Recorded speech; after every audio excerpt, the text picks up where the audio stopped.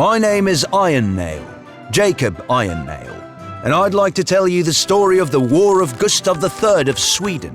If you listen through to the end, you'll understand why I am the one telling you this story. It is the year 1788. Gustav III is known as the Theatre King on account of his love of the arts. But the role he dreams of is that of a great warlord, a role which many kings of Sweden have played before him. Gustav III wants Sweden to regain her status as a great power and to increase his own popularity among the people. A successful war would achieve both, in addition to which an attack against Russia would present the perfect opportunity to reclaim the lands that Sweden lost during the Great Northern War and the Russo-Swedish War.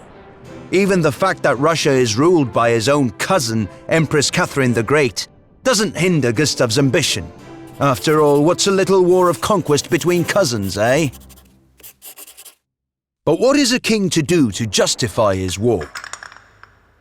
The solution falls into Gustav's lap in 1788, when Russian soldiers cause a shooting incident in Puumala, on the Swedish side of the border. Many think that this border skirmish might have been staged, but it nevertheless provides the Theatre King with the justification to go to war that he has so desired. Gustav's forces mobilize towards St. Petersburg in a pincer movement by land and sea. They cross the Kymi River, which marks the border between Sweden and Russia in the summer, determined to seize the town of Hamina. But Sweden's war effort does not proceed as hoped. At the same time, there's a rumor going around among the top brass that the war might have been started illegitimately. Much to Gustav's chagrin, a group of Swedish officers defy their king and write directly to Catherine the Great, asking for peace in a letter that becomes known as the Liikkala Note. Gustav responds to this treasonous act by demanding that all of his officers sign a pledge of loyalty. In August, he receives an unwelcome response when 113 officers demand in the so-called Anjala Declaration that the king end the war. With the fight against Russia not going as planned and his own officers turning against him, Gustav is between a rock and a hard place. But the Theatre King is saved by news from the home front. Denmark is planning an attack on Sweden, which lets Gustav off the hook, at least for a moment.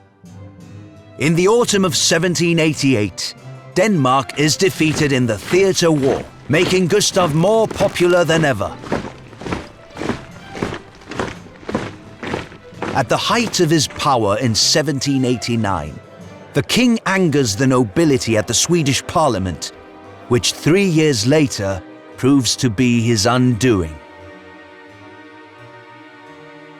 The civilian population ends up paying a high price for the war of Gustav III on the Eastern Front, as a result of the subsequent burning and pillaging. The town of Hamina is destroyed, and the village of Värälä, for example, is burnt down 4 times during the war. Pestilence follows suit.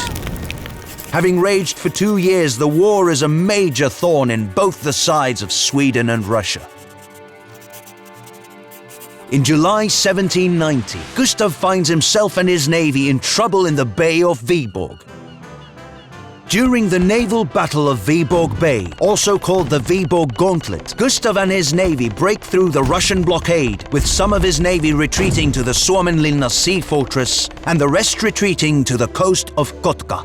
In the subsequent Second Battle of Svensksund, Gustav achieves a decisive victory, leaving him in perfect position to end the war.